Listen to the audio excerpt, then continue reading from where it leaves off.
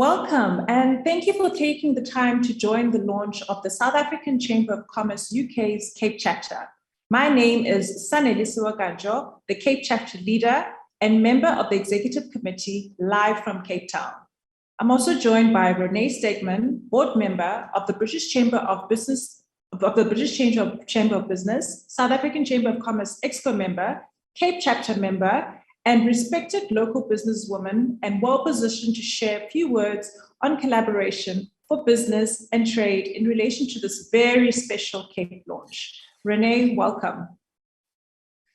Thank you so much, and so lovely to be here and representing the Cape Chapter for South Africa Chamber of Commerce, and being the South African Chamber Exco member is an exciting opportunity to support and see businesses prosper in both trade of goods and trade of talent. I run a SME, Relocation Africa, based in South Africa, and we support talent moving into the continent of Africa. South Africa has many hungry entrepreneurs that are and can be supported through this amazing chamber initiative, and to be able to leverage their products and talents into the UK through this supportive mechanism. And it really gives me great hope for our country's recovery post-COVID.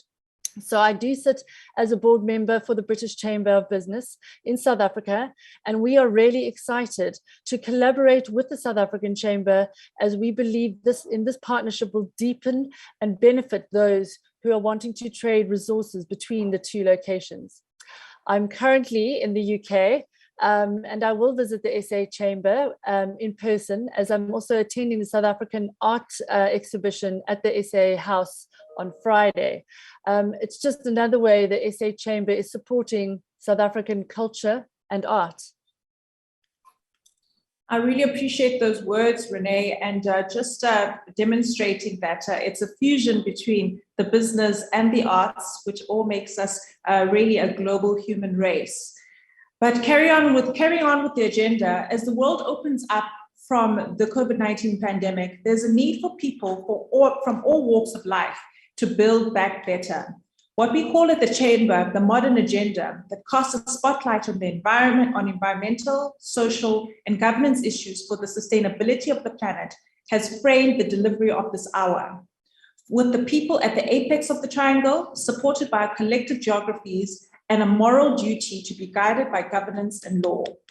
Progressive and measurable conversation that will take place today is aimed at supporting trade, investment, and ultimately uplifting the lives of South Africans far and near with influential business and social networks.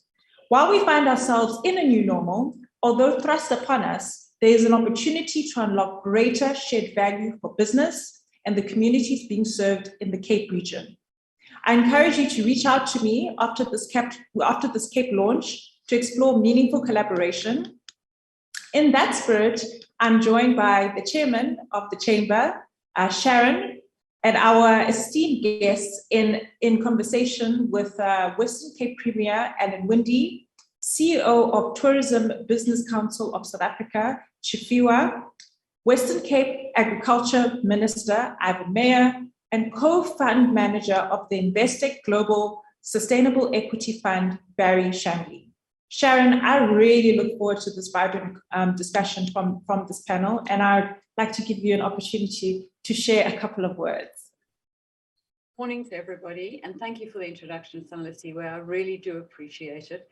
And what is so wonderful is you're sitting in my seat and I'm not sitting in it, which is so wonderful. It's so different to have some of the team growing into the roles that they're growing into, and for the chapters to be forming and growing, and for the chamber to be growing. I'm chairman of the South African Chamber of Commerce in the UK, and I'd like to welcome all of you who have joined us today from far and wide, those from the UK, from South Africa, and I see we have from far beyond as well. Thank you for joining us. The growth of the chamber is very rewarding to see, and to see the energies of the people and the team as they are driving different initiatives, regional initiatives, industry initiatives, special interest group initiatives.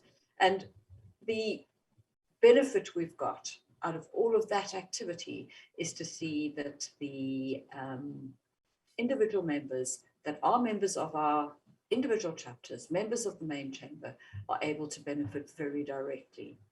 I'd like to just take a couple of moments quickly just to introduce our speakers.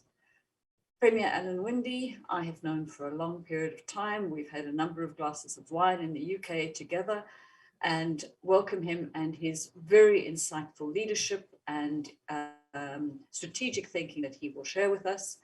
Dr. Ivan Meyer, who is Minister of the Agriculture of the Western Cape Government, has been a guest of the Chambers before and has given us very good insights into how the Western Cape is navigating the complexities of the weather, the rain, the lack of rain, the heat, the lack of heat, whichever it might be that the agriculture has to deal with.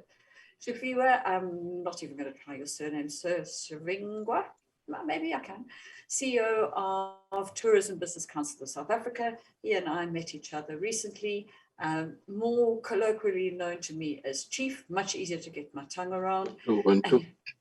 And is working wonders in the tourism industry, lobbying for the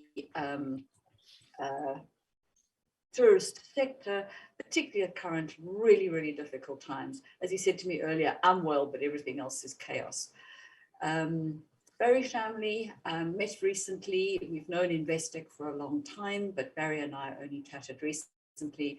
And the insights and fun conversations we had around markets, equities, currencies, which are all our day job between he and I. And I have to say, thank goodness it's a little bit more stable today than was the day we spoke recently. We're there to give tailored support and to make sure that businesses can thrive, and the chapters are there to create the communities in which they can network, meet each other, and then be part of the greater global picture for the benefits of trade. So I look forward to meeting the Cape members when one day it'll be safe to travel. But please, if anyone is coming to the UK, extending Sanelisiwe's invitation, please reach out to the Chamber in the UK as well, or in other communities, and David will share some more about the rest of our chapters later in the session. Thank you very much. Let's enjoy the session. Sanelisiwe, over to you.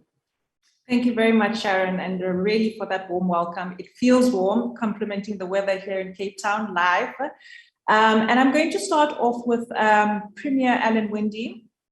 Really an honor to be in your company, Premier, in meeting you, even in this fashion, in this new normal that we find ourselves. I've got 3 questions for you, and we are just having a conversation, a dialogue, and I'm keen to hear your thoughts. My first question to you is, how does the region transcend from an old normal success, as we know that the Western Cape, I'm not biased because I live here, in readjusting itself to new normal success in as far as trade and investment with the UK? The second question is, the UK and South Africa, a historical trading partner, how is that relationship evolving at a diplomatic and business level in these times of the pandemic?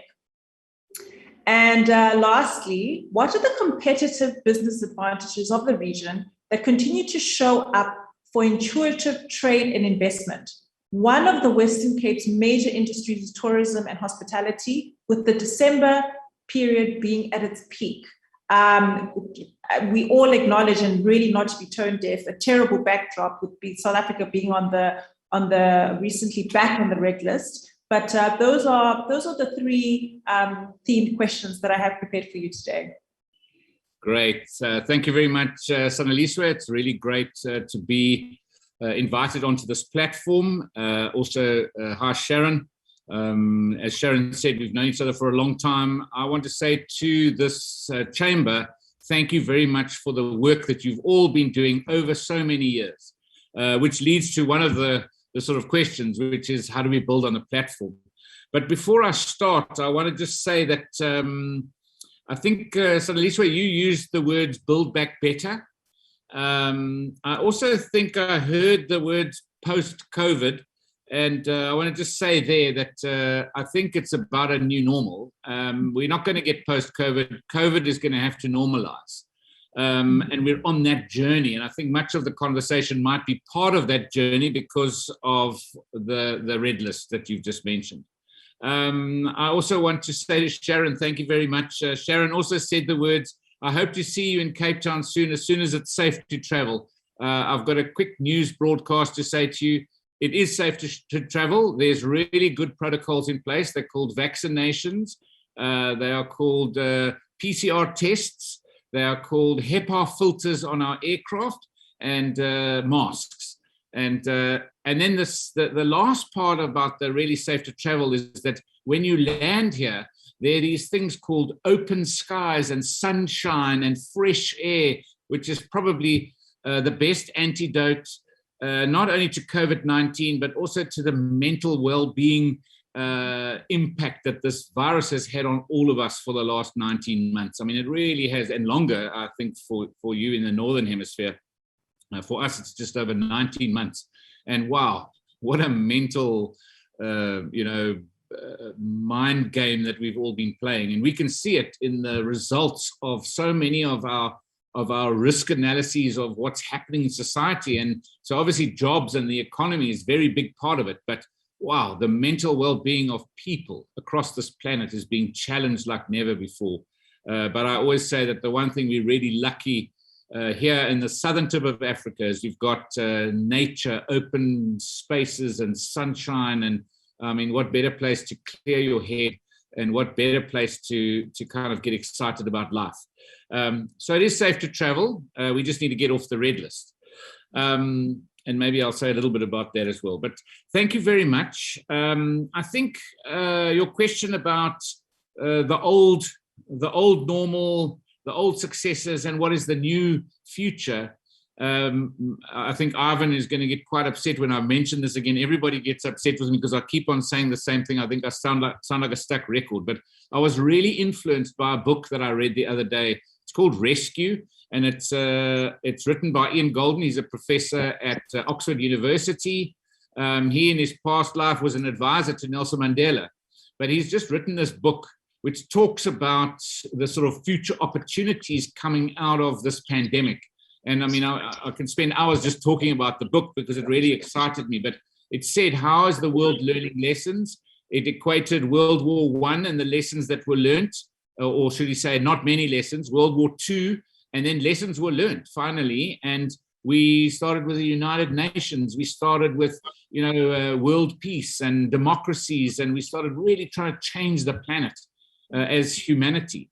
I think in the last 10, 15 years, we've seen the top of that S-curve and starting to go down the other side. And things have started to change in the world. I know here in South Africa, we've got, and we just had our job numbers, the highest youth unemployment rate in the world, and really big issues that we are facing from jobs numbers and some crime issues. Those are the focuses that we've got in place as a government.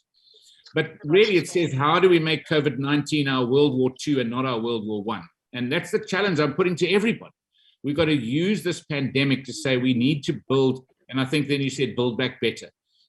It has got to become the lessons we learn have got to create a better environment. So, I mean, that's what we are working on as a government, creating an ecosystem. We need to work with business, with our citizens, make sure citizens are at the center of everything that we do to build a better opportunity for people here. So, I mean, it is what's consuming me at the moment and our cabinet. And I'm sure Ivan is going to add to that. But it's about making sure we build a safer environment, how we get those jobs back and many, many more, how we aligning what I call the new economy.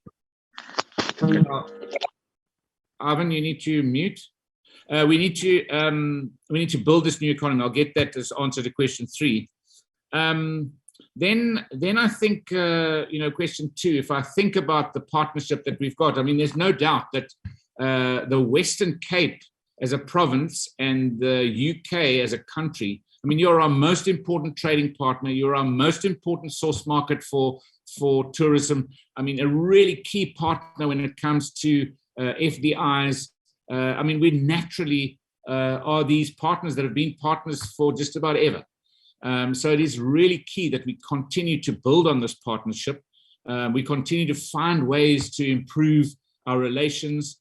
I want to say that probably between myself, Minister Meyer, I mean, I don't think we've spoken this often in such a short period of time, to your Consul General, the UK Consul General here, Ben Boddy. I mean, it's like a speed dial every 10 minutes. The High Commissioner, the same thing. really how we're trying to get ourselves off this red list. It's been a big issue for me. You know, this is the second time that our scientists have shown the world that we've got really top-class scientists. We've built this capability on the back of dealing with HIV and AIDS, on the back of dealing with tuberculosis. I mean, we really have got world-class epidemiologists here. And the one thing I'm really pleading is that we don't get punished for our excellence. And especially if I want to put in geopolitics. You know, I want to say quite frankly to the UK government, I mean, I said it to the High Commissioner, our president has said it to Boris Johnson. I mean, don't punish Southern Africa because it's easy to do so. I don't see the lockdowns to the Netherlands, and now we're seeing more cases in the Netherlands that didn't originate here in the southern tip of Africa.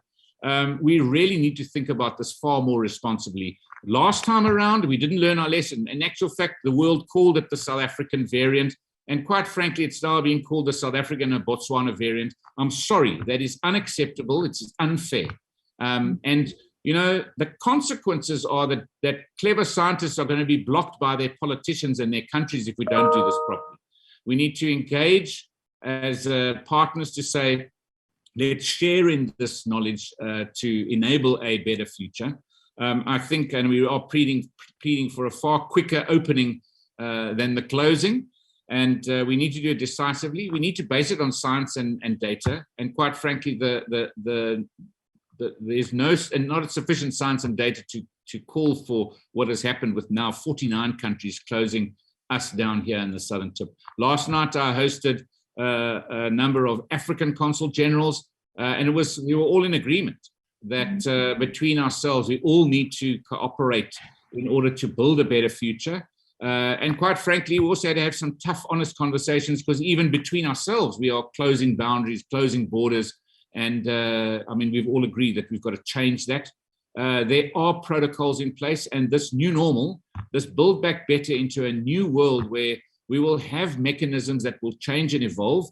As I've just said, we've got protocols in place. We keep the protocols in place. We learn, and we make sure that, and I mean, I must say that I'm really proud of what we've achieved here in the southern tip. Here in the Western Cape, we've had a world-class response to managing COVID-19. I've said in the beginning, I don't want to run out of beds. I don't want to run out of oxygen. I don't want to run out of healthcare workers. We're not there with our vaccinations, but we definitely are ahead of the average in our country. We're pushing very, very hard. And we also want to play our part in making sure that South Africa, Botswana, Namibia, Zimbabwe, Mozambique, these were all the countries that were together last night. And of course, further up, way into Ghana, etc. But last night together saying this, and we need to make sure that Africa is front and center here and not being shut down. I'm sure as an introductory remark and a couple of questions, I've probably said too much. But thanks, Sanelisiwe. That's a great start to the conversation. I'm sure there's going to be a lot of questions. And I completely agree with you, Premier. It was quite strategic of us to start with you with that backdrop. And us not being, I really appreciate your comments about the obvious beauty of the Cape and the obvious synergies of the Cape. And I think it's important to have those tough conversations and not to shy away from them in this effort to build back better for a future. And I think with that appropriate backdrop, I'm going to get into the tourism sector with Mr. Tshifhiwa, Tshivhengwa, the CEO of the very, very hard hit sector being tourism. Mr. Chief, if you don't mind me also being colloquial in line with Sharon, how are you today? Well, under the circumstances, things are tough, but we have to be resilient and we have to work harder to make sure that we push the needle and we get the world to reopen again for their citizens to travel to South Africa and for South Africans to travel, to any part of the world that they could travel to. So we still have a long way to go, but there's been some progress, as the Premier have said, that we're making, although in my opinion, the progress is a little bit slow. Absolutely. But we're fine nonetheless. Yes, progress nonetheless. And I really appreciate your media views. You're very diplomatic and you're very measured, especially on the back of the recent address by the president on Sunday.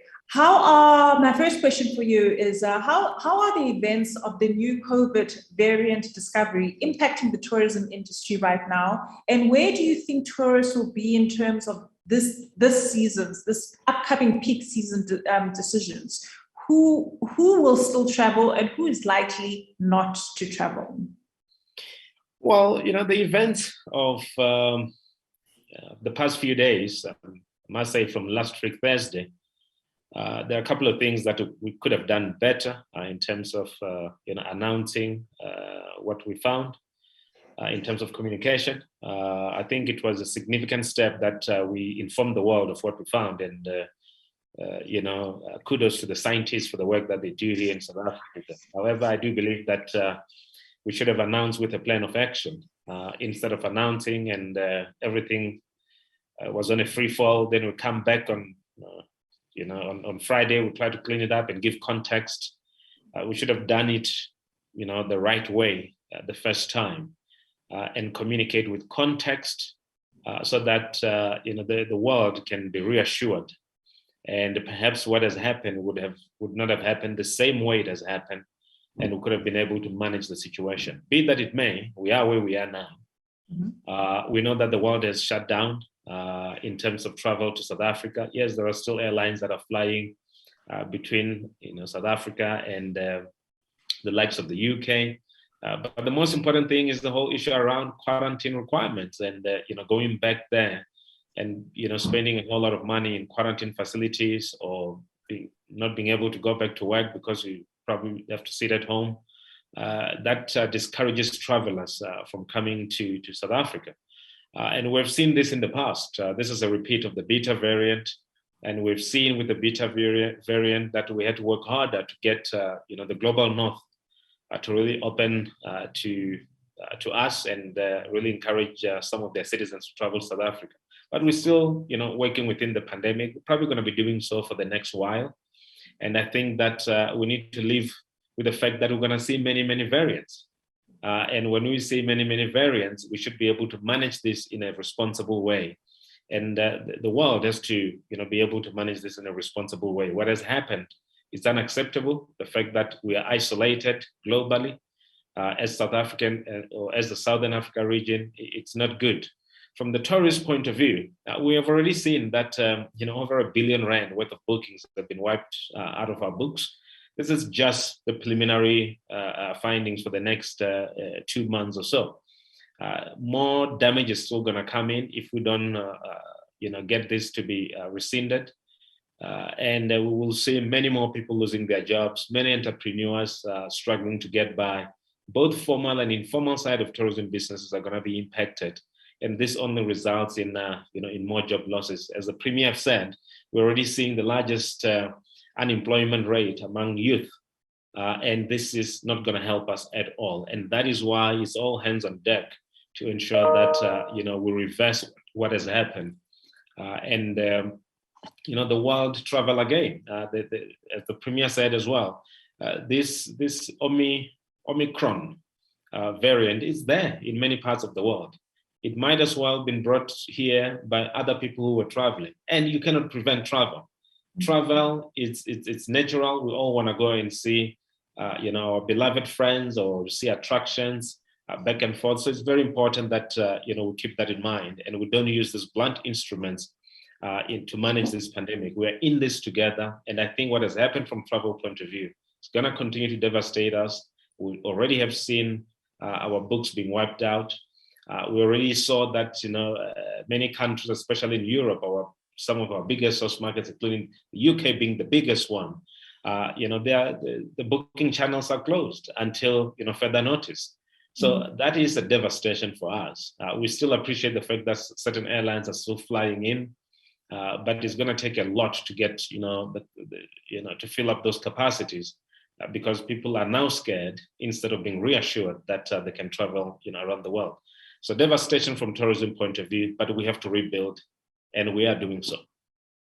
Yeah, and I think much like the business cycle, the peaks and troughs of life, we find ourselves in a deep, devastating trough, and with that double vision that we always need to apply in having casting an eye to the future. And it leads me to my second question in the spirit of trying to cast an eye into the future. Just before we conclude on the collaboration that we can have between South Africa and the UK. In your view, does successful tourism look different in the future?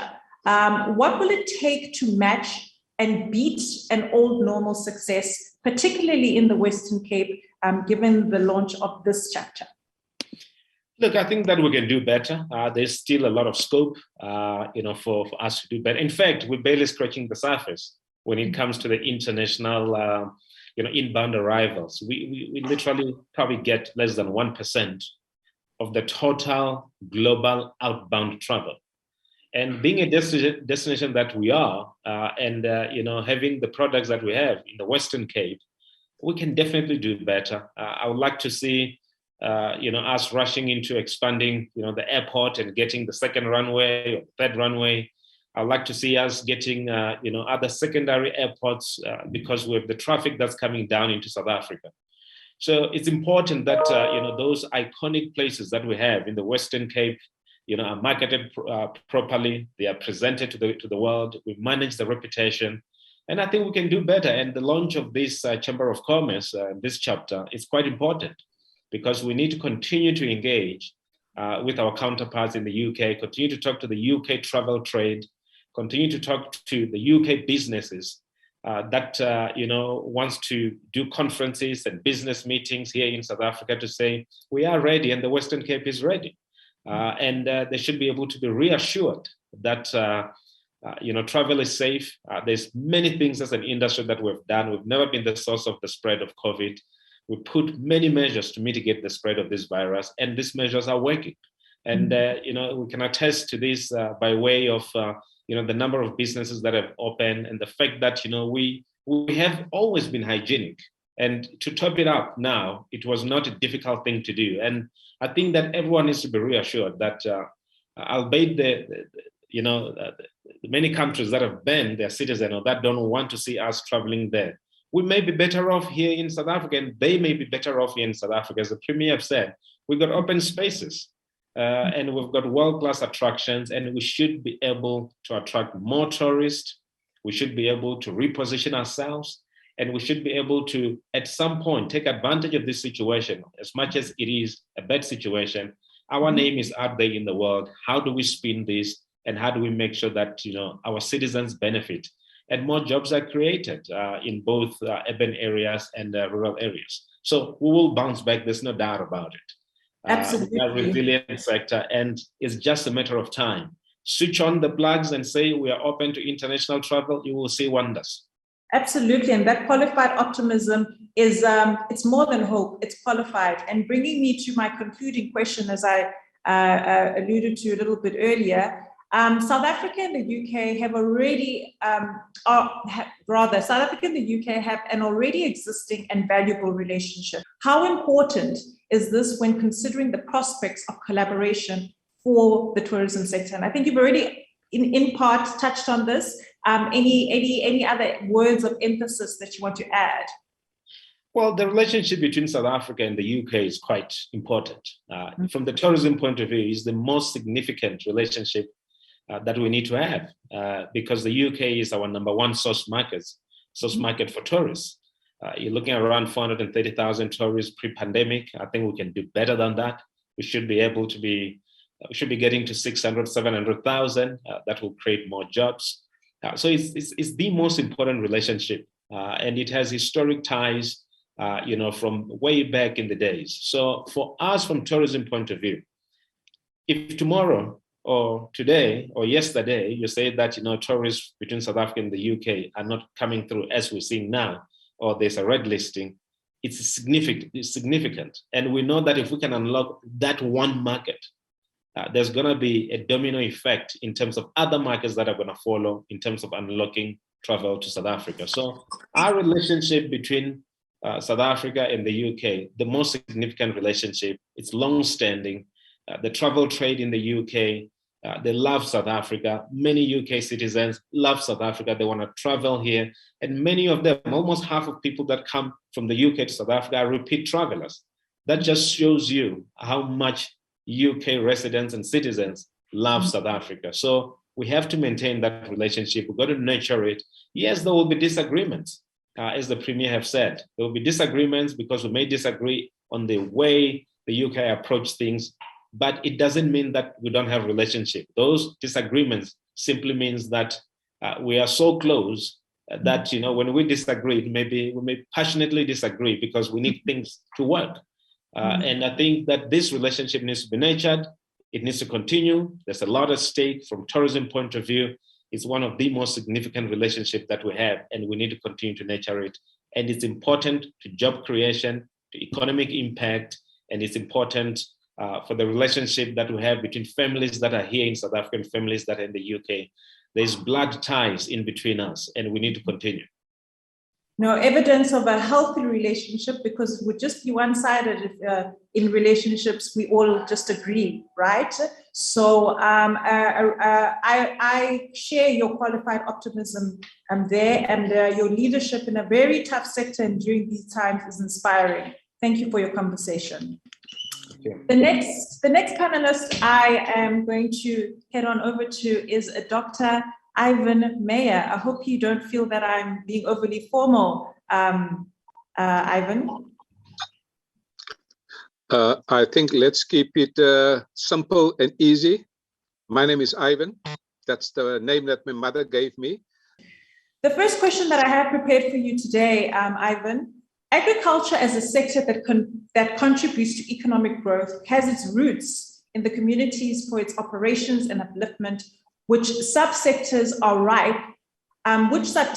rather ripe for innovation, given this backdrop? And what is the status in agricultural trade between the Western Cape and the UK? Always that link, that golden thread that we have in this broader dialogue today.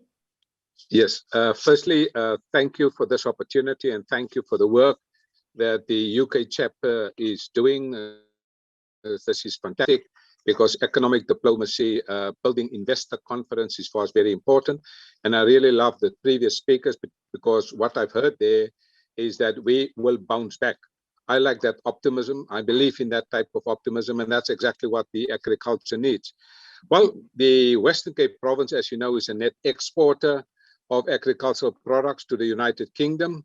And the exports of agriculture and agri-processing products in value terms, so generally a very positive trend for the period of last year. In fact, if you look at the last 10 years, between 2010 and 2020, you see quite a significant positive signs there.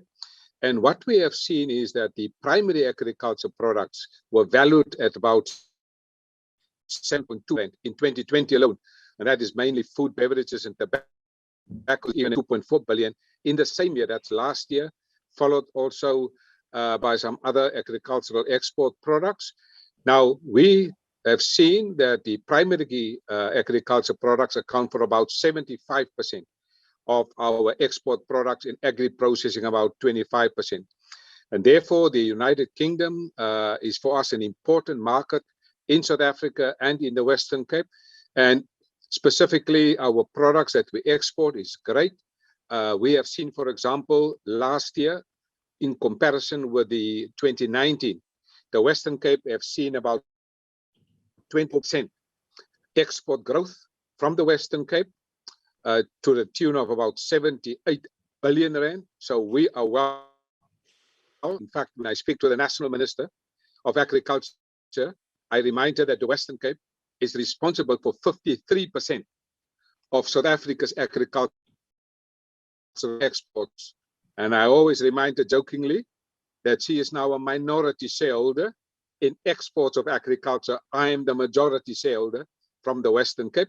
So for us, we had a good rain season, good logistical networks. Despite COVID-19, we have seen massive growth. So I'm optimistic. I'm positive about the growth. We can later talk about what products specifically. from the UK market perspective, when I attended the Fruit Logistica last year, we got the message. The UK market wants specifications. They first want us to understand that the market must not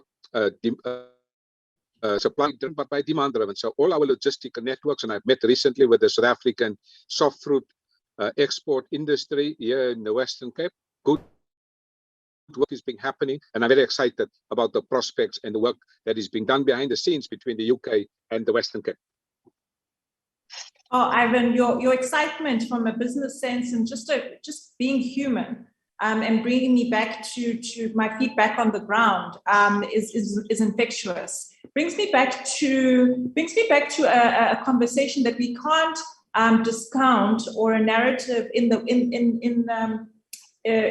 when we speak of agriculture. COP26, topics of climate change. And this question is really the next question that I have prepared for you does speak to this topic of climate change, an important topic, an important global topic on the back of the recent COP26 conference. The sustainability of the planet to feed populations is linked to climate change. How have changing weather patterns highlighted the adverse effects to agriculture in the Western Cape? Well, very importantly, we have seen this global climate change patterns. So we have committed a study called Farming in Desert and Arid Areas. So one of my strategic ministerial priorities here in the Western Cape is climate change and the impact on agriculture. So we have commissioned a study about farming in desert and desert areas. Our study will be completed. And so what we have now seen is that we will now first develop a management implementation plan. As you know, with climate change, you need, particularly in agriculture, you need to embark on innovation and technology. And for that particular reason, we have, as you know, technology here that can have farmers, microsatellites that can measure the soil content for irrigation purposes, for effective water resource management. But despite all of this, we have seen massive growth in agricultural production and agricultural exports. So our agricultural sector is very resilient, and we are now preparing our farmers for the 21st century knowledge economy in areas where we will have to become much more resilient in terms of the seasonality, climate change, severe droughts that we have. In fact, we have already embarked many years ago on what we call alternative crops. So blueberries, for example, uses much less water. So we are embarking on alternative crops, figs, for example, to make jam. So we are assisting our farmers that are subjected to many of these climatic conditions to alternative crops, alternative ways of. So that's the resilience of the agricultural sector. And if you look at the agricultural production, up from 43 billion more than to 50 billion. So I think from a food security perspective, we are a net exporter of food, and we are resilient. Despite COVID-19, we have seen massive growth in the agricultural sector. And also, in fact, we have now seen in the grain areas of the Western Cape, massive growth in production. Harvesting, we haven't seen in the last 50 years. We had some good rains, I must say, in the last 12 months. So we are ready to serve the market. We also know that some countries in Europe were, as a result of the lockdown, the borders were closed. For example, Germany. A country like Germany needs about 400,000 migrant workers. Now, with the borders closed, it means migrant workers, particularly from Poland and Hungary, Czech Republic, they cannot work on those farms.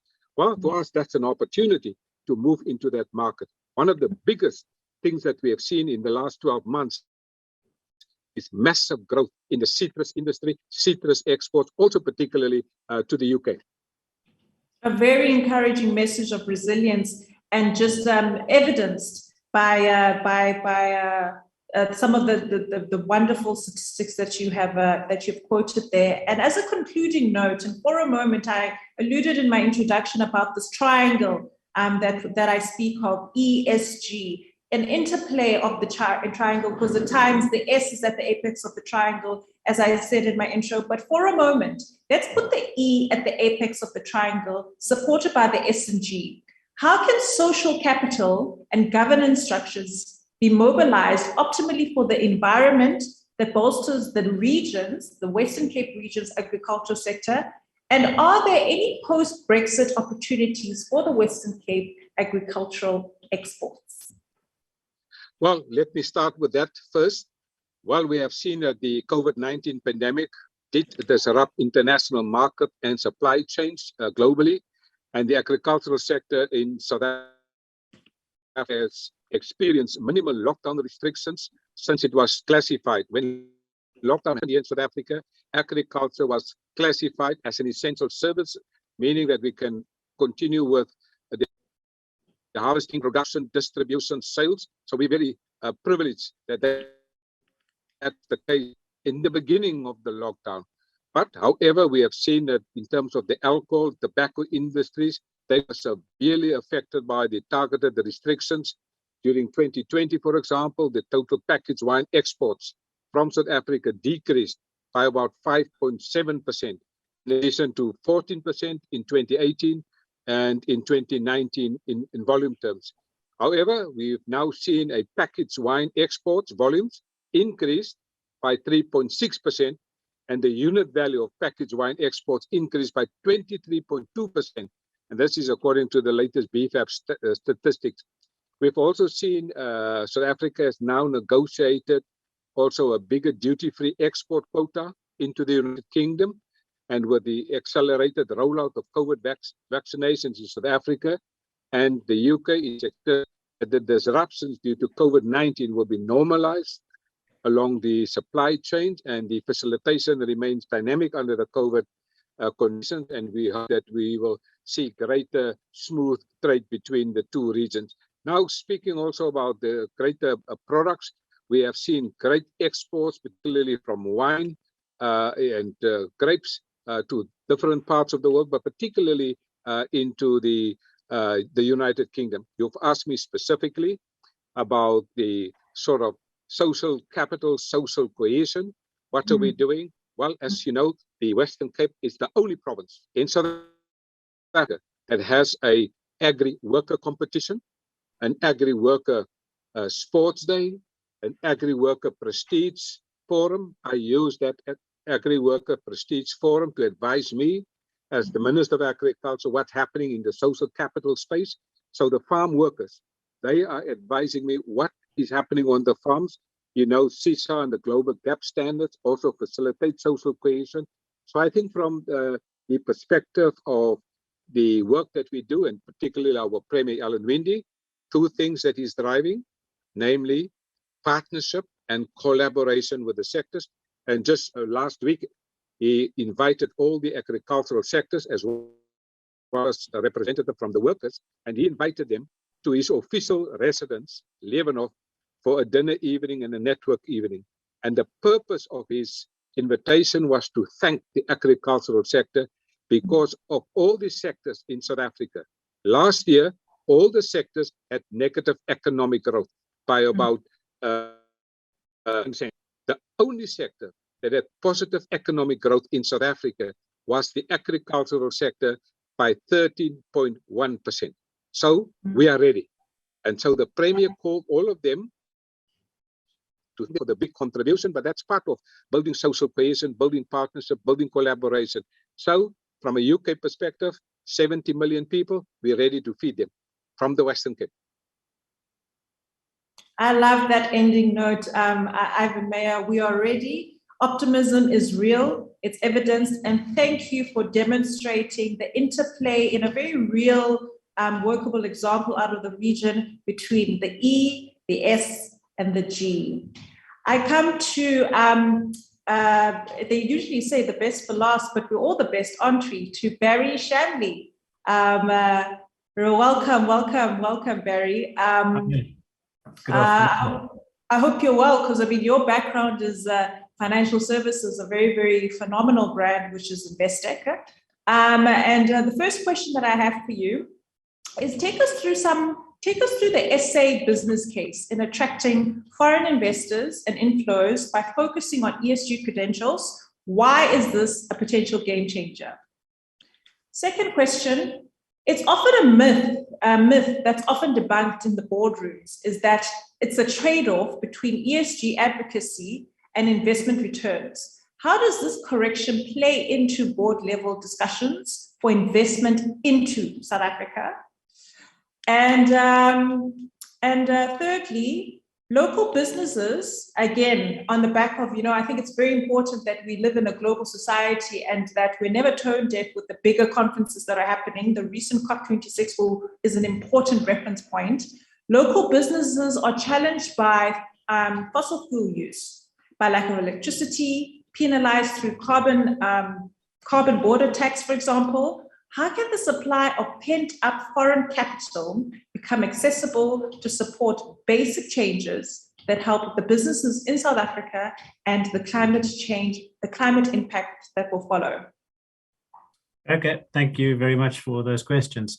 So I think it's always useful just to take a step back and explain the responsible investing landscape. And I think why it's important is because it's quite critical in attracting investment to South Africa now. If you understand the opportunity that exists right now in international markets, specifically directed towards emerging markets, I think you can get quite excited. It's just about harnessing that potential and making sure that you take advantage of it. So starting on the left of the spectrum, you have your traditional investment, which doesn't really have any regard for environmental, social, or governance. It's purely just focused on financial metrics.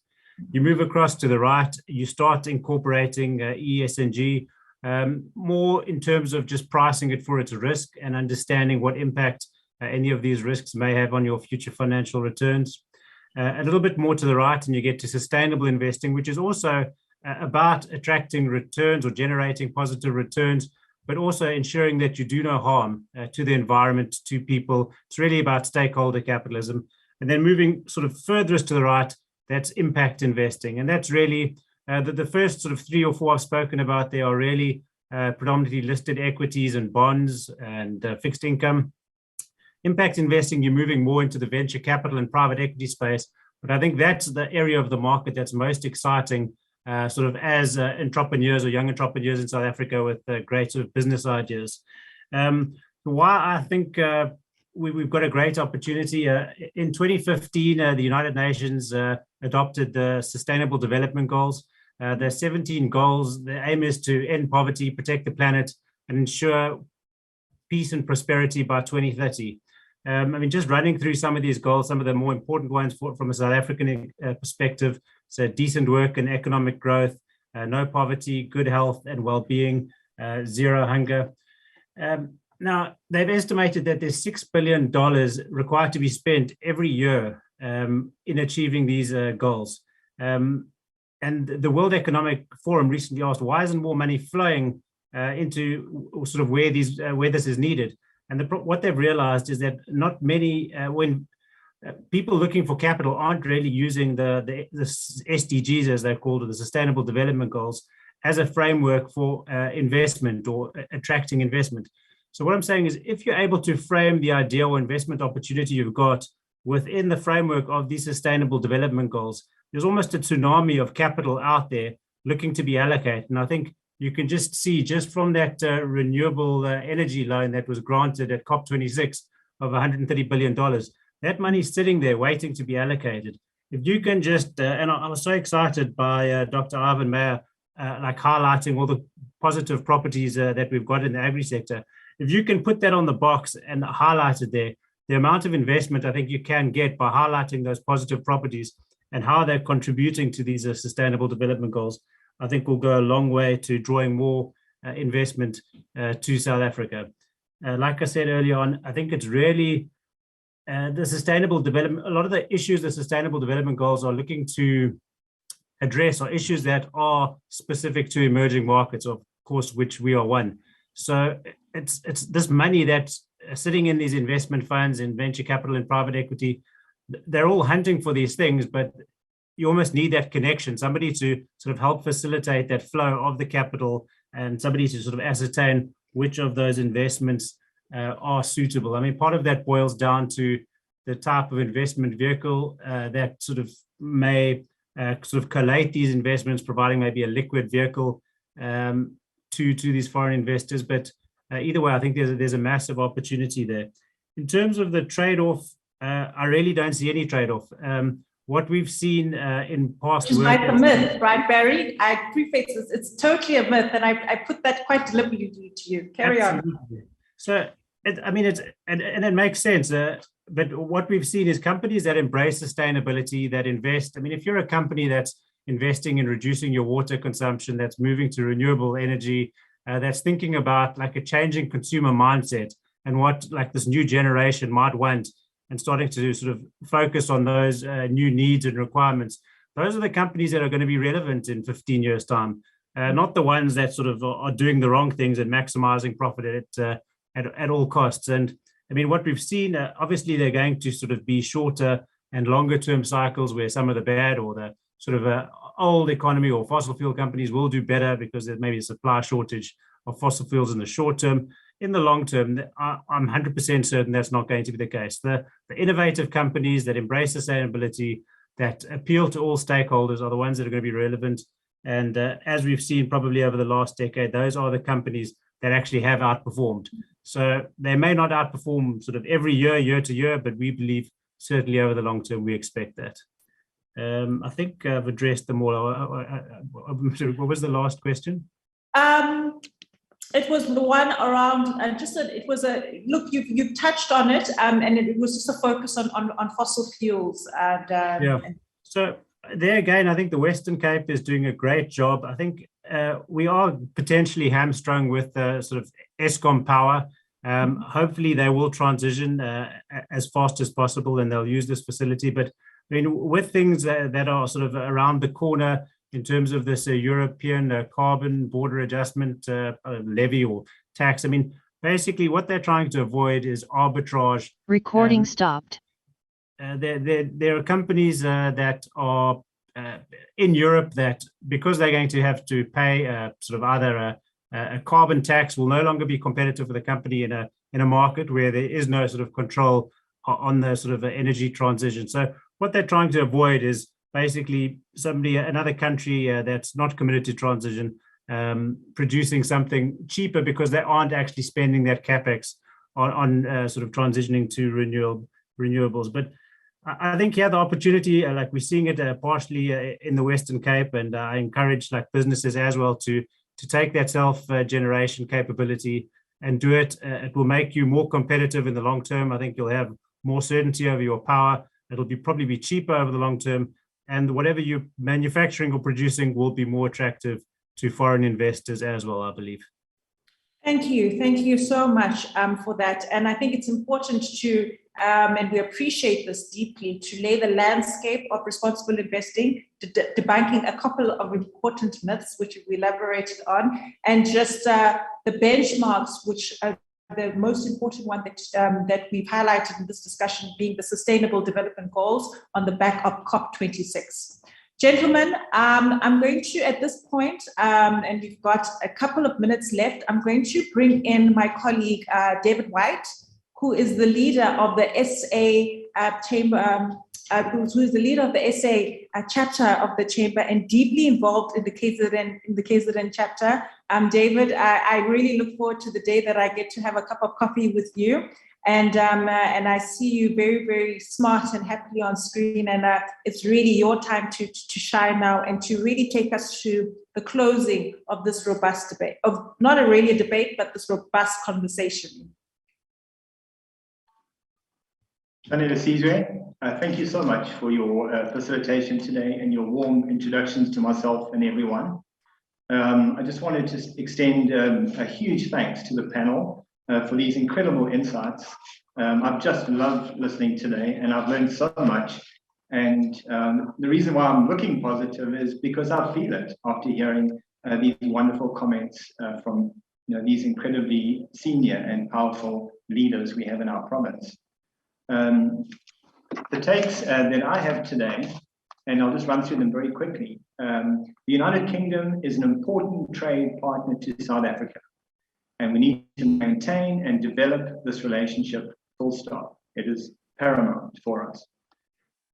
We are well represented in the agricultural sector, providing world-class products and having huge potential for growth.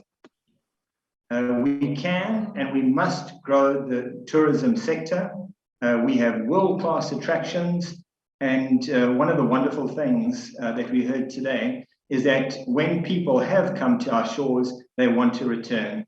And of course they do. You know, South Africa is such a beautiful place.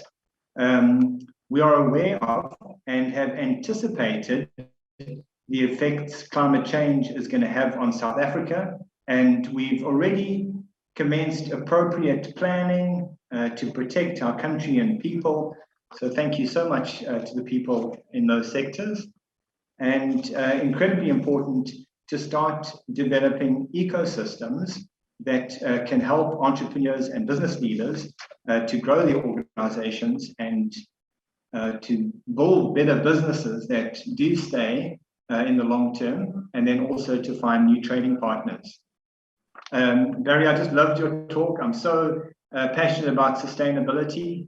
What I do find, though, is not many people understand the SDGs, and I'm glad you started repeating them. I think every single person should know every single SDG, and we should be encouraging people. And just the last takeaway from me is that, of course, and we heard this over and over today, South Africans are resilient, we're determined, and we're able to turn around our current situation and the world's challenges to our advantage. I just wanted to say, we're so proud today to have now launched the Cape chapter. Very, very soon, we're going to be launching the Gauteng chapter, and then we'll go through all the other provinces. The chapters that we do have in place are Emerald Isle, which is an island, Jersey, Isle of Man, and we have a number of chapters within the United Kingdom. And of course, we're going to go international with Mauritius, United States, and many other places. My last point, the power of collaboration. Just to say that, and I know this is SDG 17, it's all about the power of collaboration. We must work together, and even though we are restricted to some degree in travel at the moment, we can still use our virtual meetings and our communications and the South African Chamber network to start building relationships. And just knowing that if we really want to build long-term relationships, they need to be done face-to-face. Sanelisiwe, back to you. Thank you. Thank you, David. And just on your behalf, I can attest to David's passion for collaboration. And I think that's a really, really good place to leave this very special launch of the Cape chapter. That's about all the time we have for today. From the South African Chamber of Commerce UK, our panelists, our esteemed guests, thank you for the engagement. Thank you for joining us. And until next time with those new launches that we have in the pipeline, it's really goodbye for now and until next time. Thank you, everybody. Thank you. Bye-bye, everybody. Thank you. Bye-bye. Bye-bye.